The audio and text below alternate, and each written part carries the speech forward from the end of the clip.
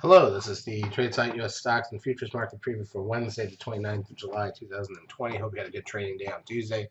Wasn't much of a day. We've been dead flat. Honestly, we'll look at it later, but we gapped up, we sold off, we came back. It was dead flat for hours. In the last hour, we sold off again. Looked like it was a negative day for a few minutes. There was some excitement, and we thought maybe there were some opportunities. And then just nothing happened, and that's kind of what we've been stuck in. And then it was the last hour where we did sell off. But here's the ES front month futures contract.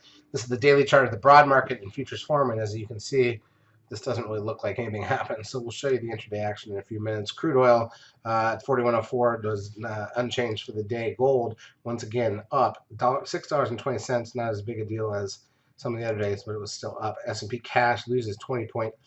The NASDAQ 100 down 141.88, so a negative day there. But again, wait till you see the intraday action. The SOX down 44.22, the biotech's down 65.02. Both of those were inside the prior day, by the way. The SOX and the biotech didn't really go anywhere. Russell 2000 down 14.89, no big deal.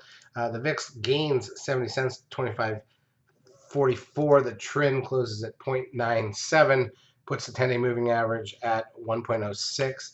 NASDAQ volume only 3.8 billion shares. This is the lightest volume, except for, I think, the 4th of July, the day before 4th of July, right? The lightest volume since like a month and a half. Advanced decline ratio on the NASDAQ negative 1,041, so more stocks down than up. On the New York negative 229, so a little more stocks down than up. Google loses 25.78, Apple down $6.23, Netflix down $7.14. By the way, if you look at these patterns and the way they look, this is the absolute definition of what is usually a collapse in the market right afterwards. Amazon down 54.88, Tesla down 63.11, Facebook loses $3.38, Goldman Sachs down 1.4, TLT, the 20-year bond ETF, was up 1.17. So again, we're getting near the highs here. I mean, think about this on the 20-year bond, or on the 20-year bond. 172. We only had 2 days above that, really, so we're almost there. Dow Jones Industrial Average down 205 points. We don't really track that or care, and that's it. Now, if I look at the intraday action, here's the week so far. So we've had Monday and Tuesday. So Monday we opened slightly up and went higher, came back, went higher, closed at the highs of the day on a drift. It wasn't really a very exciting session.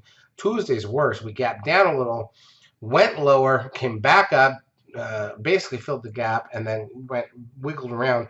By lunchtime, we were dead flat, drifted up, coming out of lunch, and then in the last hour, I mean, literally, we were still even for the day until the last hour, sold off on the session. NASDAQ, pretty much the same. So there's that. So it is what it is. Not very interesting, not very exciting, but there's not much here.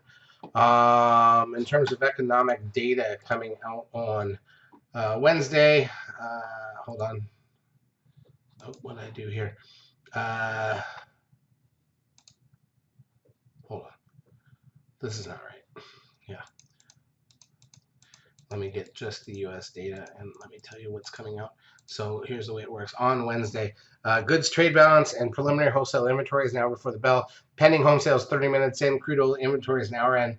Got a Fed announcement at 2 p.m. Eastern time and the Fed press conference. So everything's about the Fed and what they're saying about the future. Obviously, nobody expects a rate change because there's nowhere to go. But their comments about the future are always important, especially in this type of environment.